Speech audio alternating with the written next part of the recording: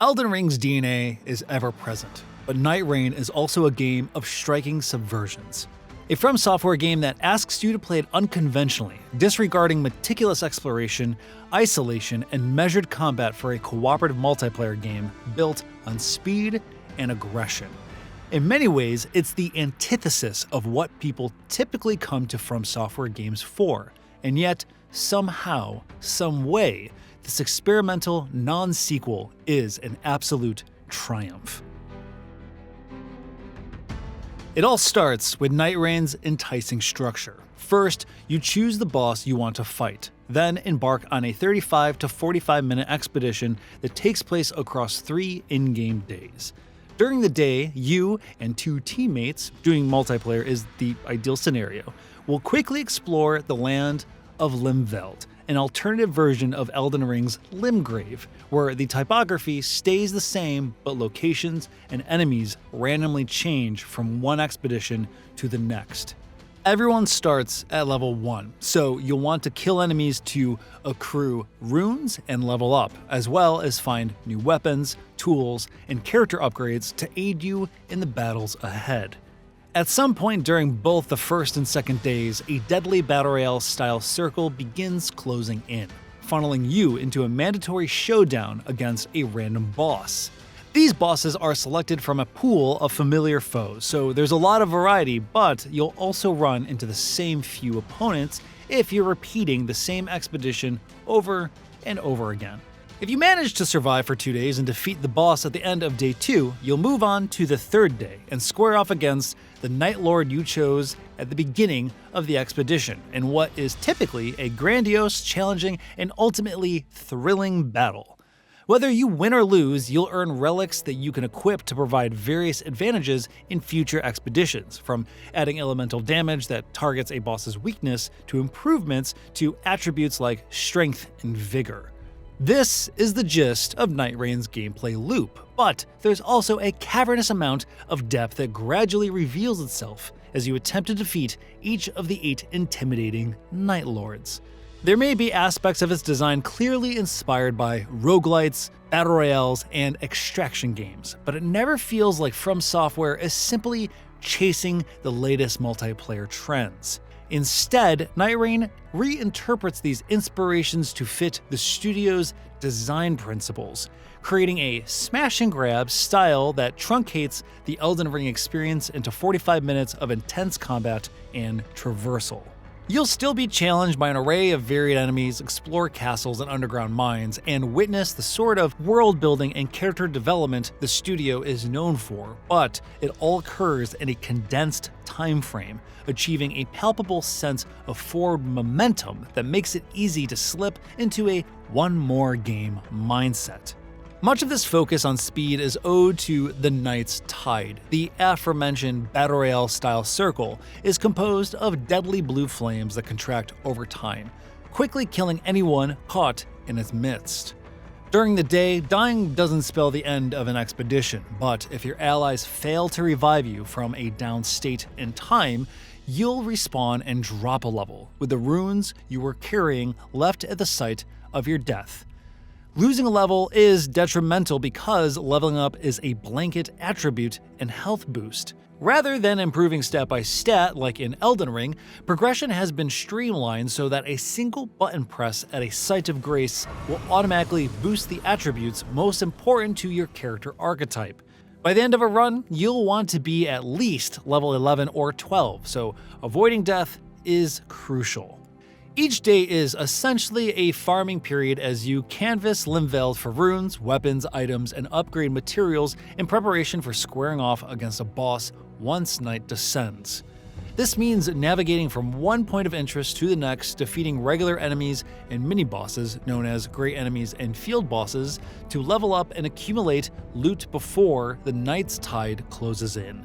The optimal way to do this isn't immediately clear, so Nightreign still manages to capture the cycle of learning through failure that's part of FromSoftware's identity. My first few expeditions were definitely less than stellar, as it was apparent everyone involved was still learning the ropes. After a while, however, things started to click into place. We'd head to a great church or enemy encampment not long after dropping onto the map, since they typically contain low-level enemies. Then, we'd make sure to stop by the nearest church to increase our number of flask uses, head into ruins to grab new equipment, and swing by an Everjail to summon and kill its captive. By day 2, the focus switches to either the large castle in the center of the map, which always contains multiple great enemies, or the field bosses that wander the overworld. The Night Lords are the highlight though. My excitement to fight them never waned, particularly because they each present a unique challenge. Gladius is the first one you encounter, a giant 3-headed wolf with a sword chained across its back.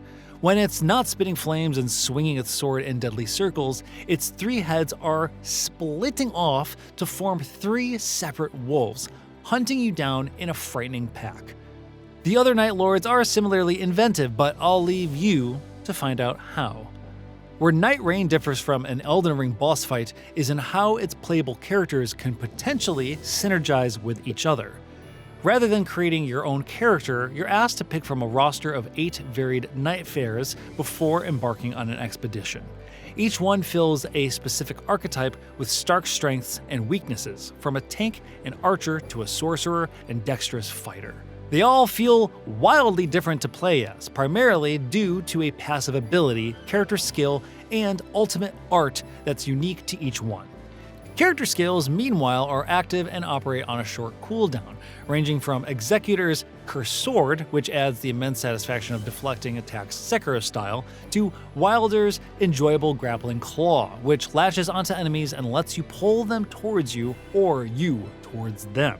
Ultimate arts can only be used after filling a gauge by inflicting damage on enemies, so they're best reserved for crucial moments. You can see where Guardian's Wings of Salvation might come in handy, as it sees him launch into the sky before plummeting back down to Earth to both deal damage and create a protective area that revives downed allies. Others focus on pure damage dealing, like Iron Eye Single Shot, where he pulls out a massive bow for a fearsome range strike that can break through any defense. These abilities are universally enjoyable to use and experiment with, but they truly shine when combined. Take Raider's ultimate art as one of the more obvious examples. Totem Stella sees him summon a giant tombstone that bursts forth from the ground. Not only does this create a makeshift shield of sorts, but it also boosts the strength of nearby allies and can be climbed atop, allowing ranged characters like Iron Eye and Recluse the chance to attack from above while remaining relatively safe. Any Nightfarer can also use any weapon with no stat requirements, apart from the occasional level gating or weight restrictions to worry about. Certain weapon types are more suited for a specific character, so while you could use a great hammer with Recluse, a staff is going to be much more effective, especially when weapon scaling is still a consideration. In a wise design choice, however, weapons in Nightreign are also useful for more than just attacks. Almost every weapon contains passive buffs that remain active as long as you have it in one of your 6 equipment slots. You might have no intention of using a Glintstone staff, but you can still reap the benefits of the Glint Blade Phalanx that's active at all times, surrounding you with a bunch of magic swords that target the nearest enemy. There's an incentive to try out each Nightfarer to discover which ones you like playing as, but there are also narrative reasons for using the entire roster. Each Nightfarer has their own bespoke storyline told through what are called remembrances. There's a journal in the east wing of the Round Table hold where each character jots down their thoughts. They were all drawn to Limveld by either fate or circumstance, and their backstories are frequently fascinating, building and nodding to the lore already established in Elden Ring.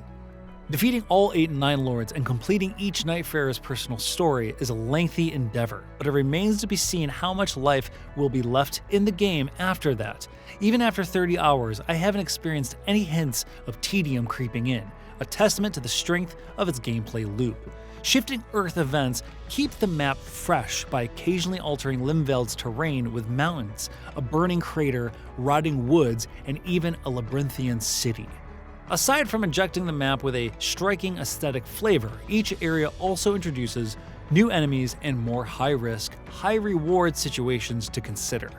Couple this with world events such as nighttime bosses appearing during the day, and invasions from hostile Nightfarer NPCs, and no two runs are ever the same. Elden Ring Nightreign's announcement was a genuine surprise. The details explaining the kind of game it was were even more surprising. This peculiar mix of FromSoftware RPG sliced with the elements of roguelites and battle royales sounds like the kind of experimental concept no game studio would actually devote money to. But here is FromSoftware, tapping into its creativity to put its own weird, bold spin on a thrilling cooperative multiplayer experience. Even if the end result were middling, this is the kind of risk worth celebrating, but doubly so now that it turned out to be such a fantastic, anomalous thing. The part of FromSoftware's collective brain that created oddities like Metal Wolf Chaos and Otogi Myth of Demons is still very much alive and well.